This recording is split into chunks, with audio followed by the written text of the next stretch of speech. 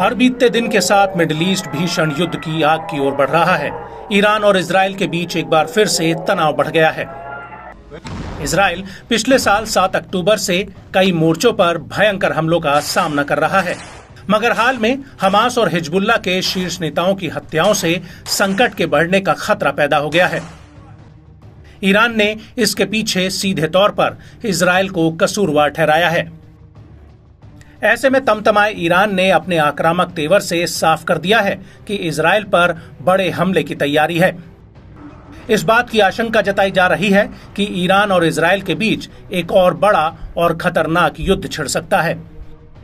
अब तक दोनों ही देश आमने सामने की टक्कर से बचते नजर आए हैं। बावजूद इसके दोनों देशों के हालात दिन ब दिन बदतर होते जा रहे हैं। न्यूज एजेंसी एएफपी की माने तो संयुक्त राष्ट्र में ईरानी मिशन ने कहा है कि वो चाहता है कि हिजबुल्लाह इजराइल के भीतर तक हमला करे।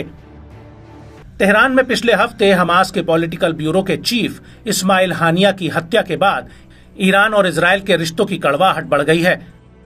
अमेरिकी विदेश मंत्री एंटनी ब्लिंकन ने भी अंदेशा जताया है कि अगले 24 से 48 घंटों के भीतर इजराइल पर ईरान का जोरदार हमला हो सकता है।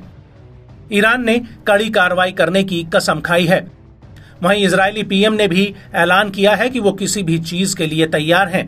अगर हमला किया गया तो कड़ा जवाब भी दिया जाएगा। अमेरिका और अरब देशों की ओर से तनाव कम करने की कोशिशों को ईरान ने सिरे से खारिज कर दिया है। द वॉल स्ट्रीट जर्नल की रिपोर्ट के मुताबिक बदले की आग में जल रही ईरान ने साफ किया है कि वो इजराइल पर हमला जरूर करेगा, चाहे इससे युद्ध ही क्यों न छिड़ जाए। ईरान और उसके प्रॉक्सी ग्रुप्स इजराइल पर हमले को तैयार हैं। इजराइल भी मजबूती से अपनी सुरक्षा की तैयारियां कर रहा है।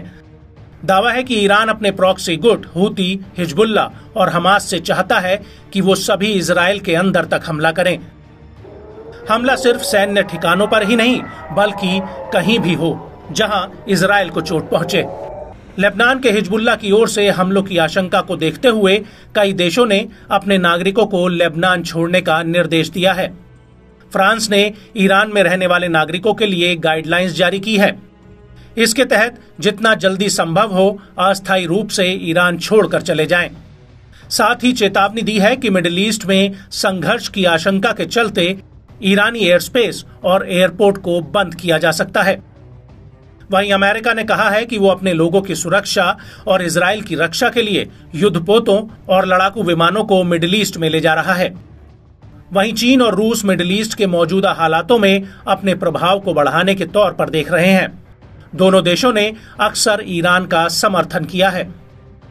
अगर ईरान और इजराइल के बीच जंग छिड़ गई तो इसका असर पूरी दुनिया पर पड़ना तय है। इससे पूरी दुनिया कई खेमों में बंट सकती है। आने वाले समय में हालात और भी ज्यादा अस्थिर होने की आशंका है। रूस यूक्रेन युद्ध से पहले ही पूरी दुनिया की अर्थव्यवस्था चरमरा गई है। तेल और गैस से लेकर बहुमूल्य धातुओं तक के दाम आसमान छूने लगे हैं। इस बीच अगर इजराइल और ईरान में युद्ध छिड़ता है तो प्रॉक्सी गुट भी सीधे तौर पर पहले से ज्यादा खतरनाक तरीके से इजराइल पर हमला कर सकते हैं। इससे समुद्री मार्ग के जरिए होने वाले व्यापार पर भी बुरा असर पड़ सकता है।